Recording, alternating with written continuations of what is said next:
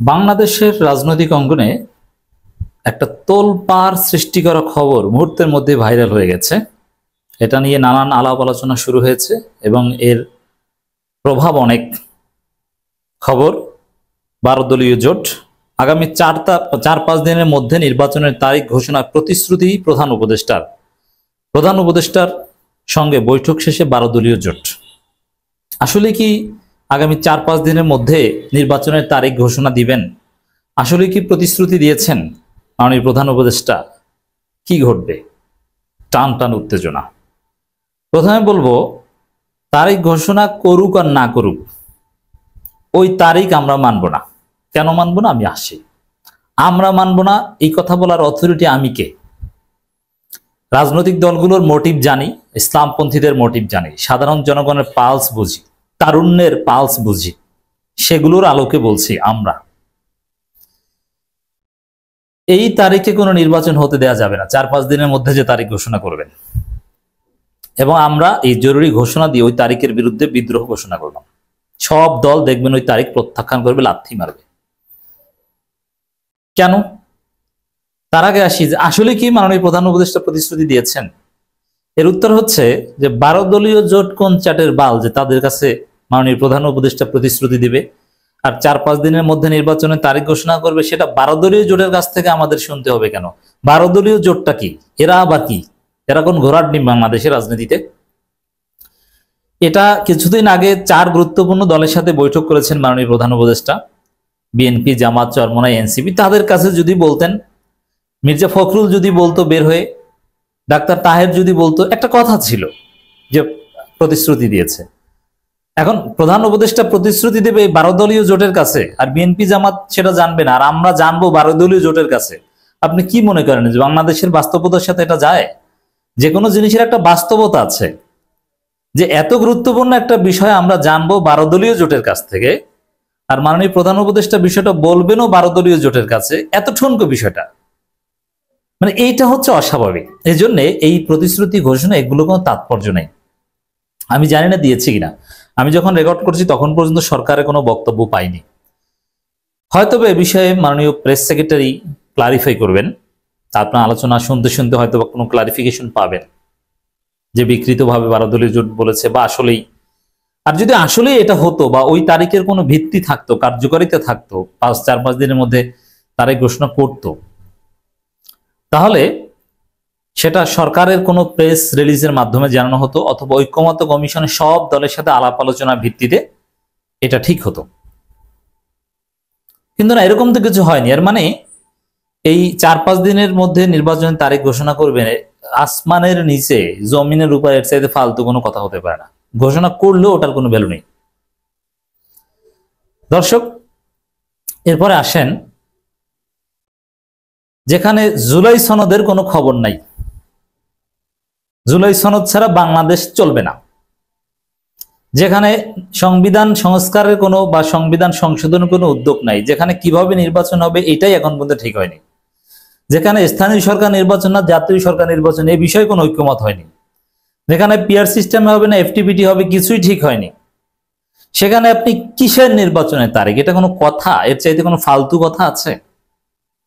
এই মেয়াদ উত্তীর্ণ পলিটিক্যাল পার্টিগুলো, এই ঘোড়ার ডিম পার্টিগুলো নির্বাচনের তারিখ ঘোষণা করবে এইটা বলছে। এটা হাস্যকর, এটা আমরা মানি না। আর এটা যদি বাই চান্স হয়েও থাকে, অস্বাভাবিকভাবে যদি হয়েও থাকে, এটা অস্বাভাবিক বলে এটা চলবে না। এই প্রক্রিয়াটা অস্বাভাবিক বলে এইসব ঘোষণা টোষণার মাধ্যমে কিছুই হবে না। আর আমাদের কথা ক্লিয়ার, স্পষ্ট রোডম্যাপ। কেন আমরা মানবো না আমাদের ঘোষণা? কি মানে জনগণের, রাজনৈতিক দল, জেনজি, তরুণ প্রজন্ম সবার, জুলাই যোদ্ধাদের সংস্কার হতে হবে, বিচার হতে হবে, সংবিধান সংশোধন হতে হবে, গণপরিষদ নির্বাচন হতে হবে, নতুন সংবিধান হতে হবে, পিআর সিস্টেম বিষয়ে চূড়ান্ত দফারফা হতে হবে, পক্ষে বা বিপক্ষে একটা ঐক্যমত হতে হবে, স্থানীয় সরকার নির্বাচন হতে হবে, নির্বাচন কমিশন পরীক্ষায় পাশ করছে কিনা, বাংলাদেশে নির্বাচনের পরিবেশ আছে কিনা, এগুলো দেখবো। বিএনপি তো নিজেদের কাউন্সিলেও ভোট চুরি করে, জাল ভোট দেয়। জাতীয় নির্বাচন আসলে বিএনপি হতে দেয় কিনা বা চায় কিনা, এগুলো আমরা সব দেখব।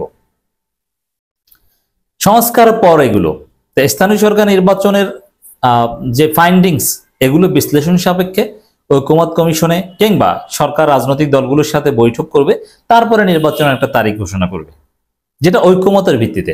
তারিখ ঘোষণা করার আগে অবশ্যই পলিটিক্যাল পার্টিগুলোর সাথে তারিখের কাছাকাছি বিষয়ে একমত হতে হবে।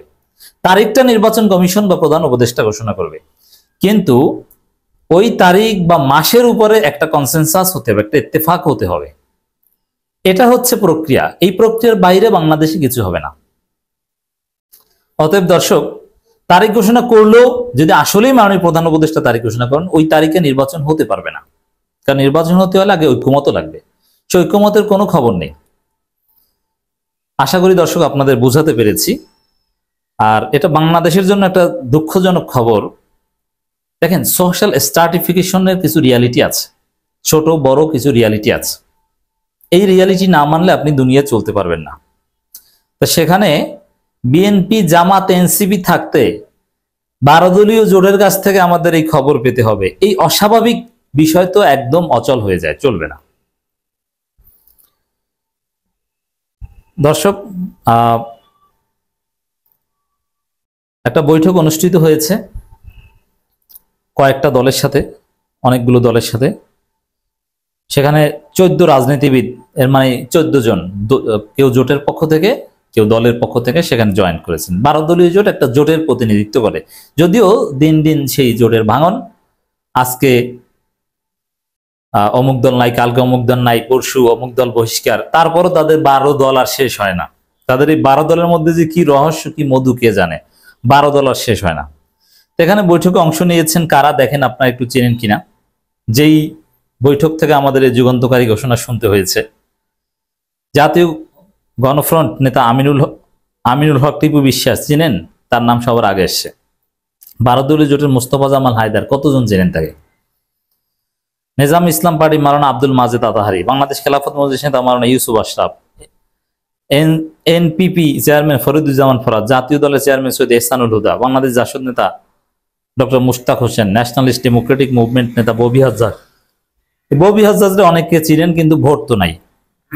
জাকের পার্টির মহসিদ শামীম হায়দার, ইসলামী ঐক্যজোট মসজিদ মুফতি সাখাওয়াত হোসেন রাজি, ভাসানী জনশক্তি পার্টির chairman Rafiqul Islam Bablu, Bangladesh Labour Party chairman ডাক্তার মোস্তাফিজুর রহমান ইরান, মার্ক্সবাদী বাসদ সমন্বয়ক মাসুদ রানা ও জমিয়তে উলামা ইসলামের মঞ্জুরুল ইসলাম আফিন। যাই হোক, এখানে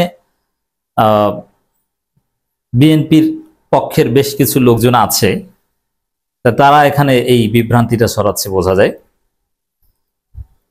দর্শক, এখানে সমকালের খবর, 4-5 দিনের মধ্যে প্রধান উপদেষ্টা অধ্যাপক মোহাম্মদ ইউনূস আগামী জাতীয় সংসদ নির্বাচনের তারিখ ঘোষণা করবেন বলে জানিয়েছেন কাজী জাফর, চেয়ারম্যান মোস্তফা জামাল হায়দার। প্রধান উপদেষ্টার সঙ্গে 14 দলের রাজনৈতিক বৈঠক শেষে বেরিয়ে সাংবাদিকদের একথা বলেন। যাই হোক দর্শক, এটা আরেক জটিলতা সৃষ্টি করলো, যেটা ঐকমত্য কমিশনে হওয়ার কথা বা সব দলের সাথে বৈঠক করে, সেখানে একবার লন্ডনে বসে এক আকাম ঘটলো। দেখেন, প্রধান উপদেষ্টা ঘোষণা করলেও যে ওই নির্বাচন হবে না তার প্রমাণ এপ্রিলের কথা বলেছেন, এপ্রিলের বিষয়ে এখন কথা নেই। প্রধান উপদেষ্টার কথাই তো হয় না।